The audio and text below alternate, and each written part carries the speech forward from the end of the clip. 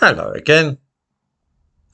Some people, I am one of them, regard the whole asylum seeker refugee situation in Britain as no more than a large scale racket, whereby those seeking a better life than that which they enjoy in the squalid towns of Africa and Asia make their way to the French coast and then try to sneak into this country. Of course, it may be that I am taking too cynical a view of the matter, and these people are really fleeing persecution and possible death in their own countries and seek shelter here. In the past, we have provided refuge to the French Huguenots, didn't we? The Jews who faced pogroms in Tsarist Russia in the late 19th century, those who feared the vengeance of the Soviets after the crushing of the Hungarian uprising in 1956.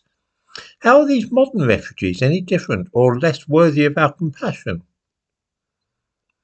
A news story which has been unfolding over the last few days shows us precisely how the present day refugees differ from those in the past whom I mentioned. A bunch of them have been given rooms at a hotel in Ilford, an area which, by the way, is these days like a foreign country. They each had their own room and shower. In an effort to save the ruinous cost of these hotel bills, currently running at around £7 million a day for asylum seekers, the decision was made to move them to a three-star hotel in Pimlico, where they could share rooms to keep the costs down. One of the rooms in the hotel may be seen in the thumbnail for this video. It looks decent enough. There was a mass protest when they arrived, because the hotel was not as nice as they had expected and they were to share rooms. 4 men living in one room, can you imagine? So all the men dumped their luggage on the pavement and blocked the street, refusing to stay in the hotel because it didn't suit them. Let's pause for a moment and think about this.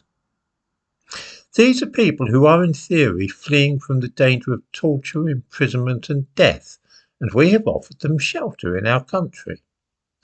You might think that as an alternative to being tortured or hanged, a three-star hotel in Pimlico might be a rather attractive prospect, but it seems not. They'd rather sleep in the street than live for a while in a room with 3 other men. My own solution to this problem would entail fire hoses and buses to the airport so they could all be returned to their own countries, but it seems that the hotel has now caved into their demands. Of course it has. We really must be the world's biggest mugs.